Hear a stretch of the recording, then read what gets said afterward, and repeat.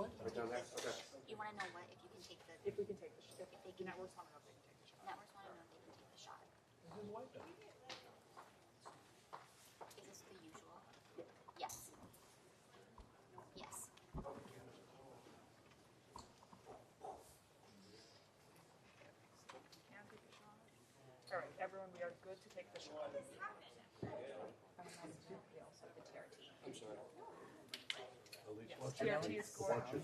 We've been told 10 to 12 minutes, but obviously, no, 10 to 12 minutes. That's what they say, and you may speak longer. When they say that, like that is just confirmation. Come over here, look at this. That there is. I'm sorry. No, Steve. we do not have any sense that it's not imminent, but also I was just filling the speech. She's expected to speak for 10 to 12 minutes. Is that blue? I can't tell from the camera, but that's Karen was telling me back at the desk. I know.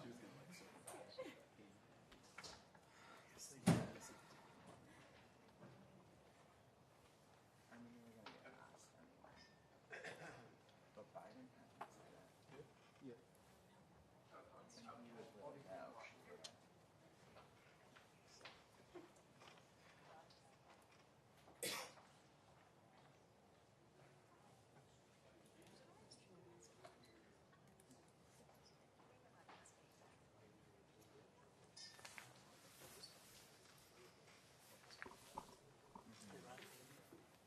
Do you need that? Can I use that for you?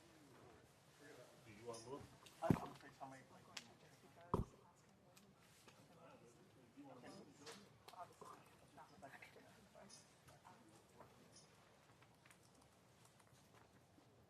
Wherever.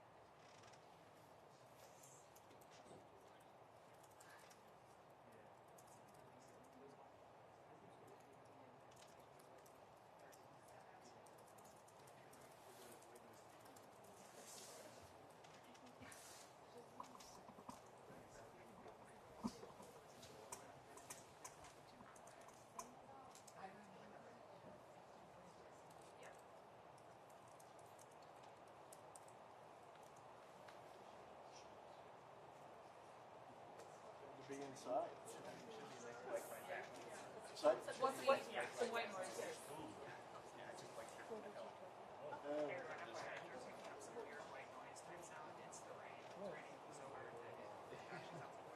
That can't last, right?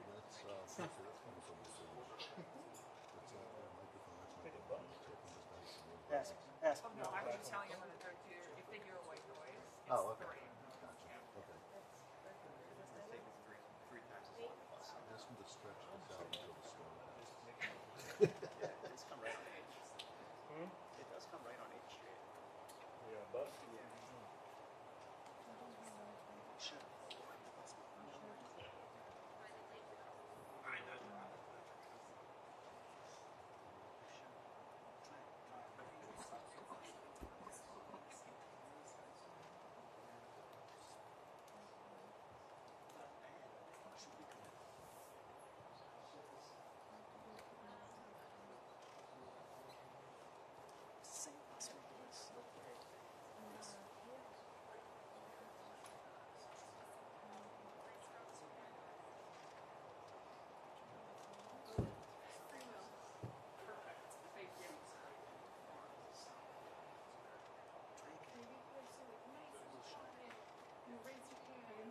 I was gonna respond. Raise your hands like we're in school. He called me. He's moving. Okay. Two things. The president is moving and en route here to Green Road. Yeah. So it's not any sort of warning quite yet, but as we see, it's en route here. Also, we asked if we could take questions, and I was hoping he has free will.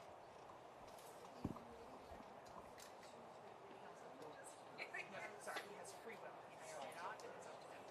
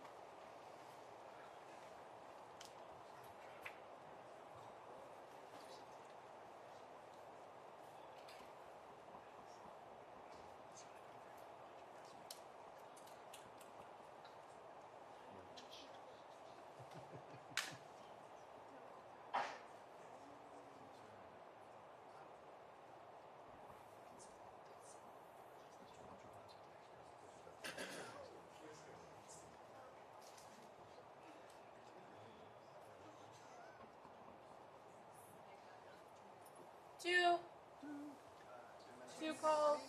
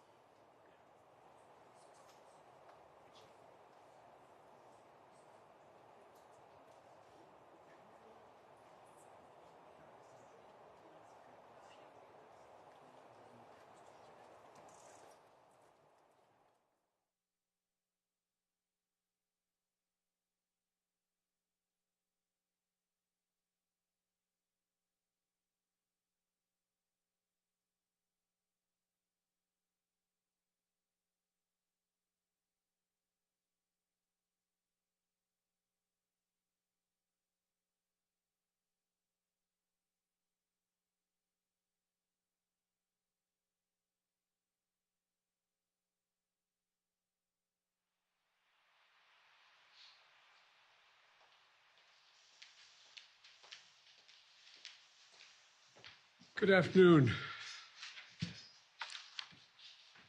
Last week, in the immediate aftermath of the incursion by China's high-altitude balloon, our military, through the North American Aerospace Defense Command, so-called NORAD, closely scrutinized our airspace, including enhancing our radar to pick up more slow-moving objects above our country, around the world.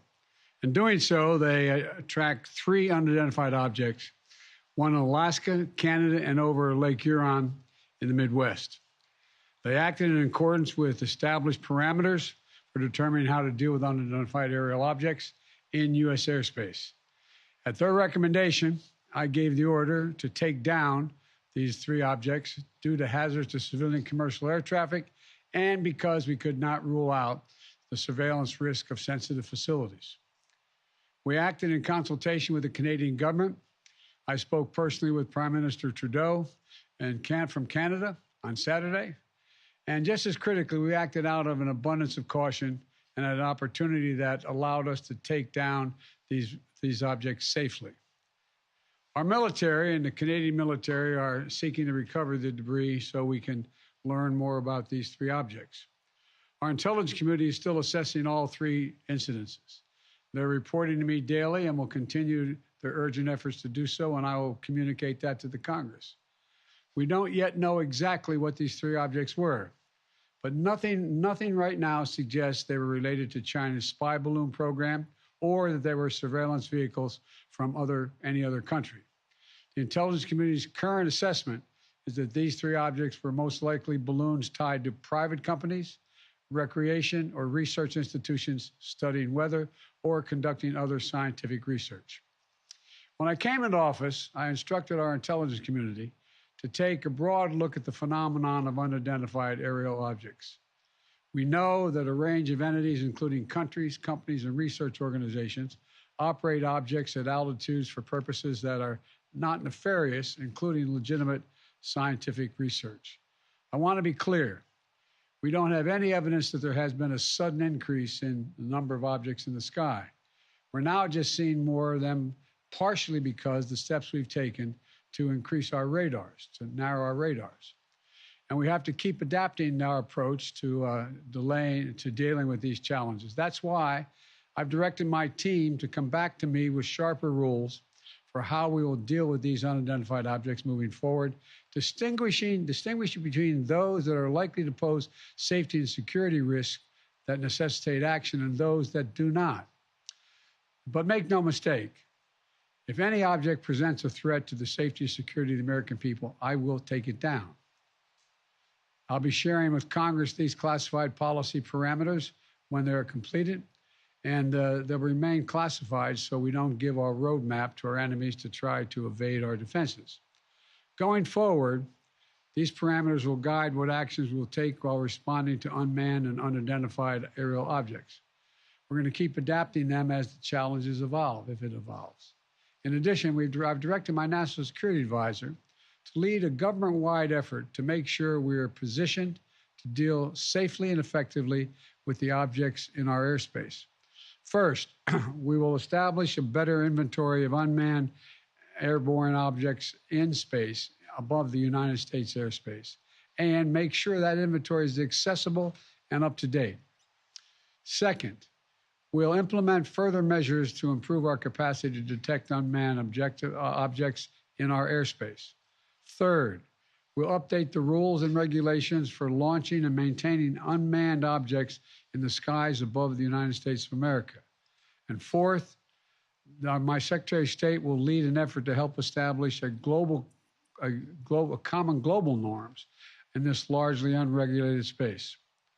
These steps will lead to safer and more secure skies for our air travelers, our military, our scientists, and for people on the ground as well. That's my job as your President, Commander-in-Chief. As the events of the previous days have shown, we'll always act to protect the interest of the American people and the security of the American people. Since I came to office, we've developed the ability to identify, track, and study high-altitude surveillance balloons connected with the Chinese military. When one of these high-altitude surveillance balloons entered our airspace over the continental United States earlier in the month, I gave the order to shoot it down, as soon as it would be safe to do so. The military advised against shooting it down over land because of the sheer size of it. It was the size of multiple school buses and posed a risk to people on the ground if it was shot down where people lived. Instead, we tracked it closely, we analyzed its capabilities, and we learned more about how it operates. And because we knew its path, we were able to protect sensitive sites against collection.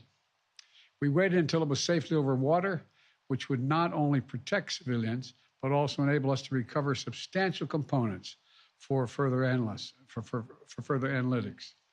And then we shot it down, sending a clear message. The violation of our sovereignty is unacceptable. We'll act to protect our country, and we did. Now, this past Friday, we put restrictions on 6 firms that directly support the People's Republic Liberation Army, the People's Liberation Army Aerospace Program. That includes airships and balloons, denying them access to U.S. technology. We briefed our diplomatic partners and our allies around the world, and we know about China's program and where their balloons have flown. Some of them have also raised their concerns directly with China. Our exports have lifted components of the Chinese balloon's payload off the ocean floor. We're analyzing them as I speak, and what we learn will strengthen our capabilities. Now, we'll also continue to engage with China, as we have throughout the past 2 weeks. As I've said since the beginning of my administration, we seek competition, not conflict with China. We're not looking for a new Cold War, but I make no apologies, and we will compete. And we'll responsibly manage that competition so that it doesn't veer into conflict. This episode underscores the importance of maintaining open lines of communication between our diplomats and our military professionals. Our diplomats will be engaging further, and I will remain in communication with President Xi. I'm grateful for the work of the last several weeks of our intelligence, diplomatic, and military professionals who have proved once again to be the most capable in the world. And I want to thank you all. Now, look, the other thing I want to point out is that we are going to keep our allies and the Congress contemporaneously informed of all we know and all we learn. And I expect to be speaking with President Xi, and I hope we are going to get to the bottom of this. But I make no apologies for taking down that balloon. Thank you very much.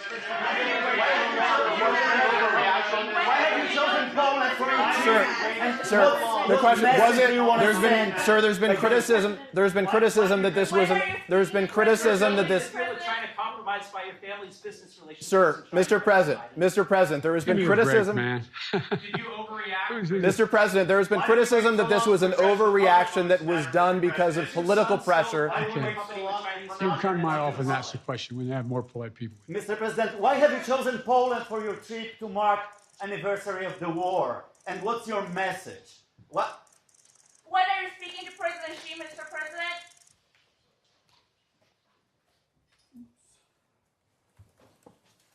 That seems bad. He says we have more respect for people who take your questions. That does not help our ability to get information out of the president. He was going to answer questions. That's a really poor way to handle that. When he starts to engage with one reporter, let's let him engage with that one reporter and then move on, and not shout over each other all the time.